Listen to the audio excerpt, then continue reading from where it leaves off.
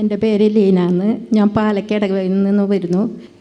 എനിക്ക് ഇവിടെ കൗൺസിലിങ്ങിൻ്റെ സമയത്ത് അന്ന് ബ്രദർ എന്നോട് പറഞ്ഞു കണ്ണാട മാറ്റി ബൈബിൾ ഒക്കെ വായിക്കാനുള്ള അനുഗ്രഹം തരുന്നുണ്ടെന്ന്. ആ അനുഗ്രഹം എനിക്ക് വായിക്കാനുള്ള അനുഗ്രഹം 20 വർഷമായിട്ട് ഞാൻ കണ്ണാട വയ്ക്കുന്നതാണ്. അത് അനുഗ്രഹം എനിക്ക് ലഭിച്ചു. പിന്നെ എൻ്റെ മകന് ഗൾഫിൽ നിന്ന് വന്നിട്ട് പിന്നെ പോവാൻ അവന് പറ്റാതെ നിൽക്കുമായിരുന്നു. ഓരോ സ്ഥലങ്ങൾക്ക് കിട്ടുന്നുണ്ട്, പക്ഷേ അപ്പച്ചൻ സൗദിയിലാണ്, അവിടേക്ക് തന്നെ കിട്ടാൻ വേണ്ടി പരിശ്രമിച്ചു.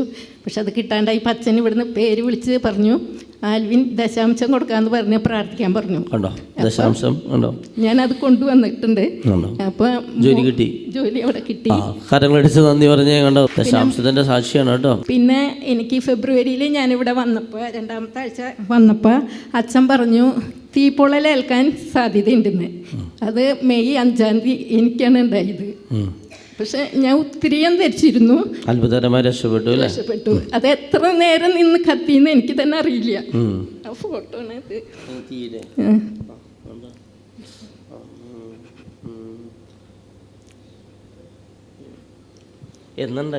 മെയ് 5-ാം തീയതി ഫെബ്രുവരിയിൽ ഇവിടെ ഞാൻ ഒത്തിരി ഉണ്ടായിരുന്നു.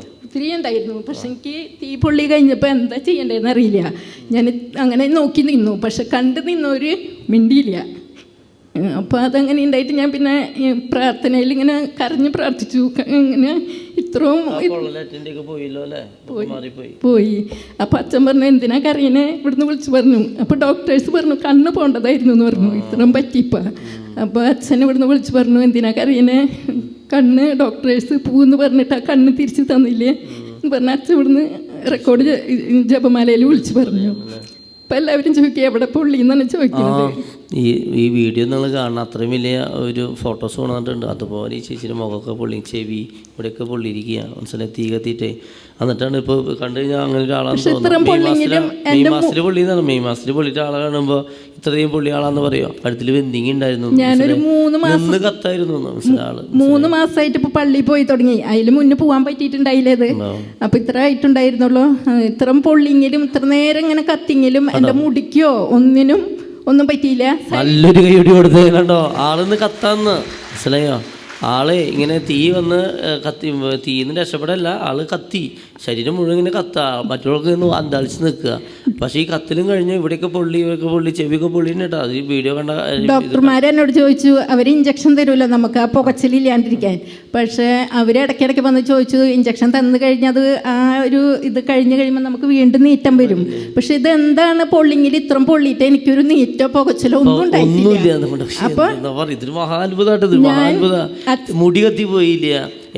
ഈ മോശ മുൾപ്പടർപ്പിൽ ഇങ്ങനെ തീ കത്തുന്ന കണ്ടു. പക്ഷെ മുള്ളുകൾ കത്തി പോകാറുണ്ട്. ആളവിടെ കത്തുന്നുണ്ട്, പക്ഷെ ആളുടെ മുടി കത്തി പോകുന്നില്ല, മറ്റൊന്നും കത്തി പോകുന്നില്ല. ആൾക്കാണെങ്കിൽ പൊള്ളിച്ച് ഫീൽ ചെയ്യുന്നില്ല, അല്ലെങ്കിൽ നീറ്റിൽ ഫീൽ ചെയ്യുന്നില്ല. ഇത് എന്നാൽ പൊള്ളിയതൊക്കെ വയ്ക്കുന്നുണ്ട് കേട്ടോ, അവിടെ കാണാം. അപ്പം എനിക്ക് ആസ്പത്രിയിൽ ഇങ്ങനെ ഡോക്ടർമാർ പറയുന്നത് ഇതെന്തങ്ങനെ നീറ്റലും പോച്ചലും ഒന്നും ഇല്ലാത്ത. പക്ഷെ എനിക്കറിയാം അച്ഛൻ പാലക്കാട് ഇടവകയിൽ കൺവെൻഷന് വന്ന് അന്ന് തുടങ്ങി ഇന്ന വരെ ഞാൻ മുടക്കിയിട്ടില്ല അത്ഭുത ജപമാല. അപ്പം നേഴ്സുമാർ റൗണ്ട്സിന് പോകുമല്ലോ, ഇട്ടിട്ടുണ്ട്. അപ്പോൾ റൗണ്ട്സിന് പോണ നേഴ്സുമാർ പറഞ്ഞു എല്ലാ റൂമിൽ പോയാലും ഭയങ്കര ചൂടായി, ചേച്ചിയുടെ റൂമിൽ വരുമ്പോൾ ഭയങ്കര കൂളിംഗ് ആണ്. അപ്പം എനിക്ക് മനസ്സിലായി എൻ്റെ ദൈവം എനിക്ക് കൂളിംഗ് ആയിട്ട് ഇട്ട് തന്നതാണ്.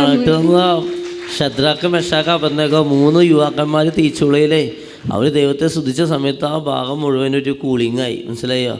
അതാണ് സംഭവിക്കുന്നത്. പിന്നെ അച്ഛൻ ഇങ്ങനെ അത്ഭുത ജപമാല പറയാറുണ്ട് കാറ് വാങ്ങിക്കാൻ ആഗ്രഹിക്കുന്നവർ പ്രാർത്ഥിക്കുന്നത്. അപ്പം ഞാൻ പറയും ഒരു സെക്കൻഡ് ഹാൻഡ് ആയാലും മേടിക്കാൻ അനുഗ്രഹം കിട്ടും. പക്ഷേ ഞങ്ങൾക്ക് 2 മാസം മുന്നേ പുതിയ കാറ് വാങ്ങിക്കാൻ അനുഗ്രഹം തന്നിട്ടില്ല. ഈ ഉത്തിരിയം കത്തിപ്പോയില്ലേ, ഉത്തിരിയം ഒരു സൈഡ് മാത്രം പൊട്ടി താഴെ വീണു. പക്ഷെ ഞാൻ ഈ ആൾത്തരയിൽ നിൽക്കേണ്ട ആളല്ല. അത് ഈ വീഡിയോ കാണുമ്പോൾ കാണാം, ഈ ഫോട്ടോ കാണുമ്പോൾ അറിയാം. എന്തൊരു വലിയ സാക്ഷിയാണ് നമ്മൾ കേൾക്കണല്ലേ. പിന്നെ ഇതെങ്ങനെ വിശ്വാസമൊക്കെ വർദ്ധിക്കാതിരിക്കുക. അപ്പം എത്ര അനുഗ്രഹം തന്ന ദൈവത്തിന് ഞാൻ നന്ദി പറയുന്നത്.